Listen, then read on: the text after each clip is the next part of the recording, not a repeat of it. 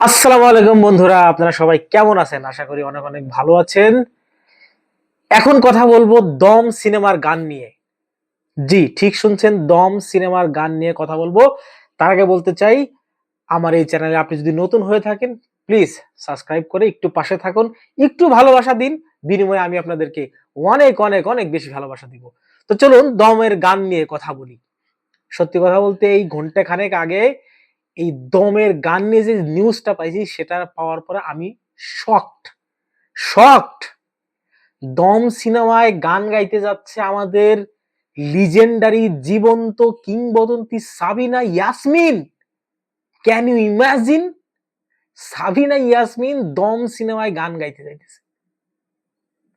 আরো সারপ্রাইজ আছে, আরো আরো আরো। সেটা হচ্ছে, এটা কোনো নতুন গান না, ৪৪ বছর আগে গাওয়া গান। বলুন তো কোন গানটা? সাবিনা ইয়াসমিনের অসংখ্য অসংখ্য জনপ্রিয় গান আছে, তার মধ্যে থেকে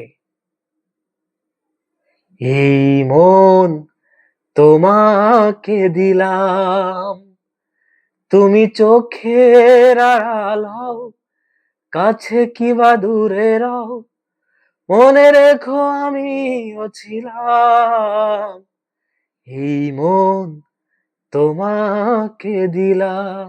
জি, এই গানটা রিমেক করা হচ্ছে দম সিনেমায়। সাবিনা ইয়াসমিন গাবেন, রিয়েল সাবিনা ইয়াসমিন। সত্যি কথা বলতে এই নিউজটা দেখার পরে আমার অনেক অনেক ভালো লাগছে। কারণ পুরোনো দিনের গান নতুন করে রিমেক করার যে প্রবণতা, সেটা আমরা বলিউড মুভিতে দেখেছি। কিছুদিন আগে আমরা রাজা সাহেব না কি জানি প্রবাসের একটা মুভিতেও আমরা মানে একটা পুরোনো দিনের হিন্দি গানকে আমরা রিমেক করতে দেখেছি। এছাড়া মাঝে মধ্যেই খুব ভালো ভালো সিনেমায় দেখি পুরোনো দিনের গানকে ওরা আবার রিমেক করে নতুন করে। তো বাংলাদেশে এই প্রবণতাটা খুব একটা নেই।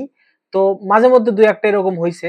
আরিফিন শুভর একটা সিনেমায় অনেক সাধনার পরে আমি পেলাম তোমার, এই গানটা করা হয়েছে। শাকিব খানের একটা সিনেমায় পাগল মন একটু করা হয়েছে। তো এটা ভালো, এটা খুবই ভালো। কিন্তু সাবিনা ইয়াসমিনের এই বিখ্যাত গানটা রিমেক, সেটা আবার সাবিনা ইয়াসমিন নিজে গানটা গাইবেন। এইটা আসলেই আমার মনে হয় এই দম সিনেমার জন্য একটা বড় প্লাস পয়েন্ট। এই সিনেমা মানুষকে আকৃষ্ট করার জন্য এটা একটা বড় প্লাস পয়েন্ট। ধন্যবাদ ডিরেক্টরকে, ধন্যবাদ এই সিদ্ধান্তটা নেয়ার পিছনে যারা ছিলেন। আশা করি যে এই ধরনের সিদ্ধান্ত আমরা আরো অনেক সিনেমায় দেখতে পাবো। দমের জন্য শুভকামনা। ধন্যবাদ, ভালো থাকবেন।